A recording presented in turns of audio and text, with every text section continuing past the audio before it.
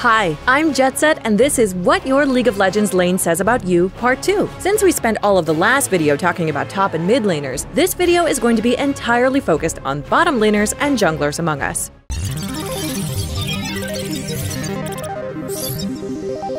While we've only got one lane and the jungle left to talk about, that does leave us with 3 different champion roles, as the bottom lane is a duo lane rather than a solo. It's also got slightly complicated mechanics, which can make it more of a challenge than trying to keep yourself alive all alone up at the top or mid. The bottom lane is host to both the support champions and the attack damage carry champions, though there are teams that will forgo the support for extra firepower on the bottom lane. As for the junglers, well, they're about as variable as their chosen lane. That is hard to classify without sub-classifications, but essentially they exist to provide support by means of farming and ganking while jumping from jungle camp to jungle camp. Bottom lane. As the bottom lane is a shared lane, the essential meta is teamwork. If your ADC and support don't work together, your team is going to fall hard by getting the legs knocked out from under them. Because as good as your jungler, mid, and top solos are, without your bottom duo ready to teamfight, you're in for a really rough match. The current meta drafts a support and AD carry on the bottom lane for one very practical reason: gold farming. AD carry champions often need items to scale well and are pretty vulnerable, which means they need a support to stick around and help them farm gold in order to be a major asset in the late game. Basic bottom lane strategy is to have the support keep a ranged carry alive while the ADC racks up minion kills and nets a ton of gold. The support will occasionally roam to mid or the enemy jungle to gank an enemy champion, which then allows the ADC to gain some extra experience. As a support doesn't generally need much gold, it's always better to have a support and an ADC on the bottom than 2 ADCs, for example.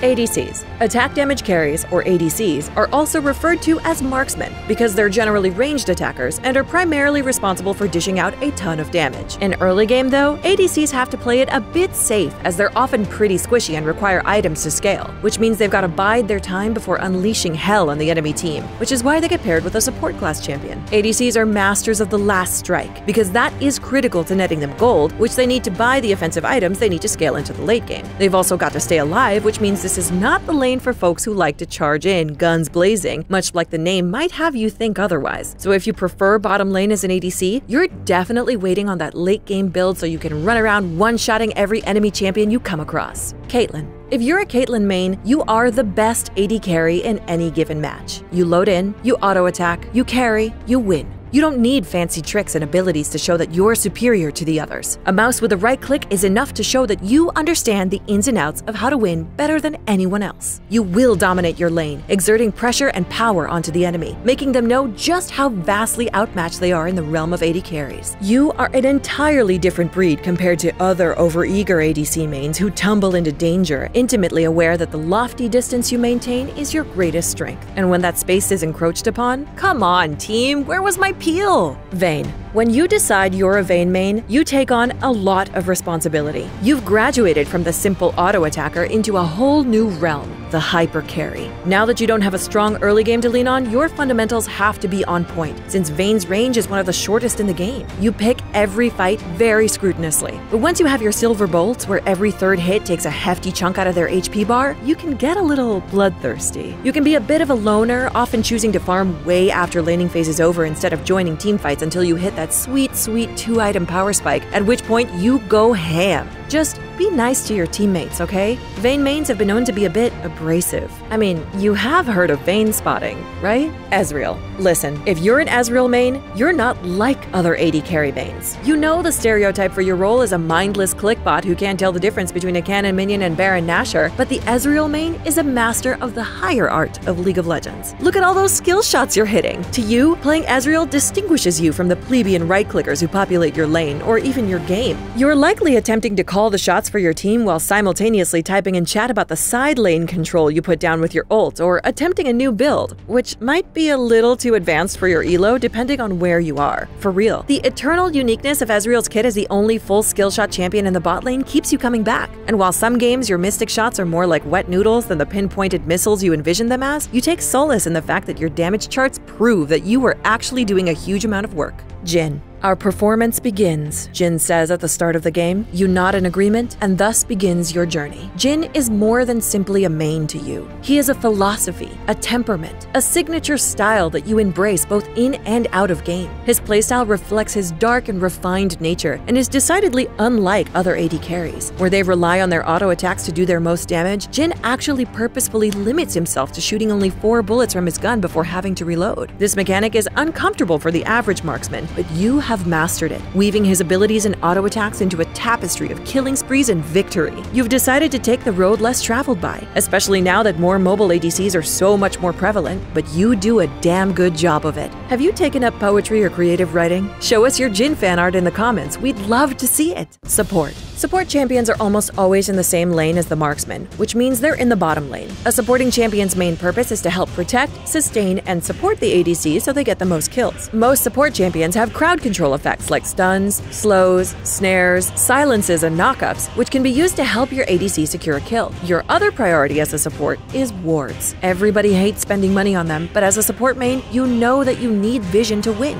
and you're more than willing to get your hands dirty if it means your team takes home the victory. Sure, no one is ever going to thank you for it, but a team can't win without a solid support, and no one knows that better than a support main. Soraka. Soraka mains are totally not heal bots, okay? It takes a lot of patience to babysit some of these needy, demanding carries. If you're a Soraka main, keep the headache medicine nearby because you have the patience of a saint. You do a lot. You slow enemy champions and you can stun them. You have one of the only silences left in the game, and you heal.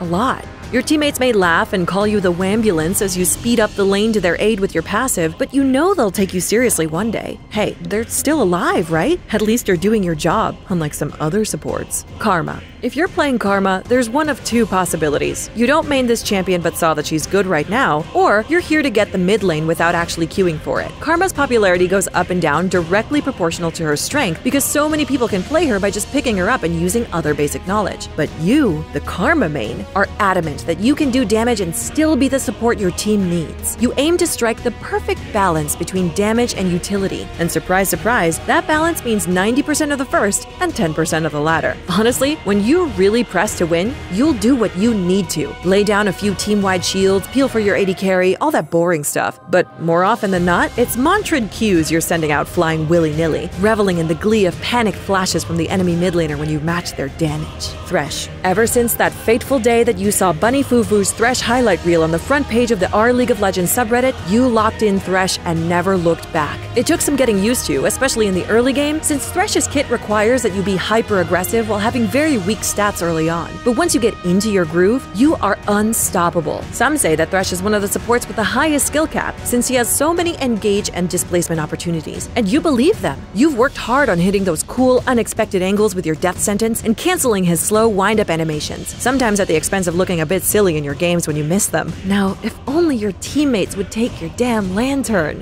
Janna. Filthy Janna mains. Freelo champ, no skill. You've heard it all. So what? Everyone seems convinced that by playing Janna, you're an inherently less skilled player than them, and you are fine with that, honestly. At the end of the day, who's a higher rank?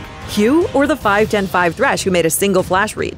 Yeah, that's what you thought. Flaming and insults glance off you like so much dust in the wind. You're determined to keep a cool head, do your job, and reap the benefits of your work. Sure, you'll lose a game here or there because of teammates, but that's just the law of averages. Don't people know that? Junglers. Moving away from the bottom lane, the only thing left on Summoner's Rift is the jungle, and therein lies the danger of the jungler. As each team gets 5 players and the bottom lane is the only co-op lane, that leaves one player stuck using the jungle camps to make sure everyone gets maximum XP. Because junglers don't have a lane, they essentially provide support to all of the lanes with strategic ganking or by occasionally pushing minions. Since they have to jump around a ton, most junglers are highly mobile with large gap closers and really high damage output early in the game. However, how you deal with the jungle is entirely up to you, as it's the least defined lane, meaning junglers are all special little snowflakes and hard to lump into a single archetype, but typically they've got a higher health pool, some kind of sustain like lifesteal or spell vamp, and use the smite summoner spell. Oh, and it also helps teammates to have the ability to do some crowd control abilities, adding to your gank potential. That said, don't be surprised if you see a support, AP mid, or tank hitting the jungle thanks to their specific skill sets. The thing that really unites all junglers is their love of KDA ratios and glory. As you might notice, most junglers have their pride. Listen, the jungle is your domain. Long have you lived among its gnarled branches and unusual creatures, so long that you could navigate through its twisted paths without even opening an eye.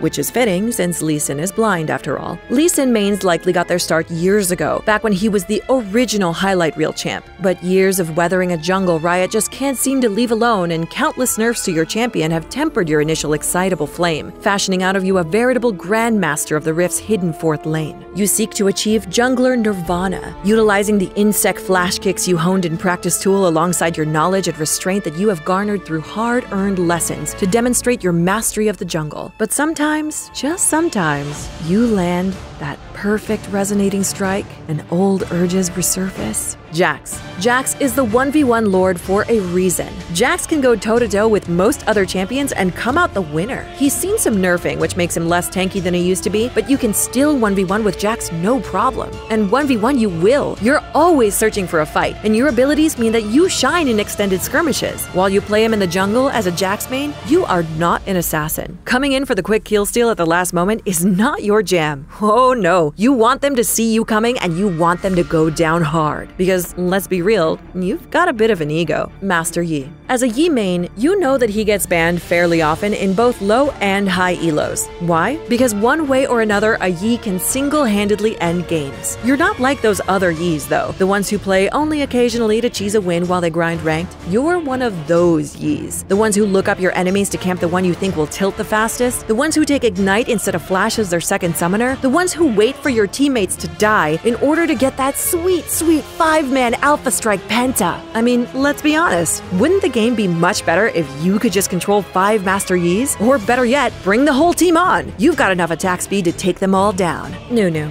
Inside the heart of every Nunu main lies a swirling, terrifying chaos. Your actions are at times as incomprehensible as they are infuriating. For just as you'll execute a sadistically twisted counter-jungling rampage, you will also blood boil yourself and then run through the enemy jungle spamming laugh for no purpose other than to show off your Nunu bot skin, which of course you have. In some ways, the best way to deal with your antics applies to both gameplay and personality / ignore. It's hard for the rest of us to understand the sheer rapturous joy that you get from the small things like Nunu's auto attack animation. Even his uselessness in certain situations is part of the charm for you, as is how he can flip from unkillable tank to a nuclear-powered snowball machine from game to game. It's all a mystery to us, but you do you, Nunu.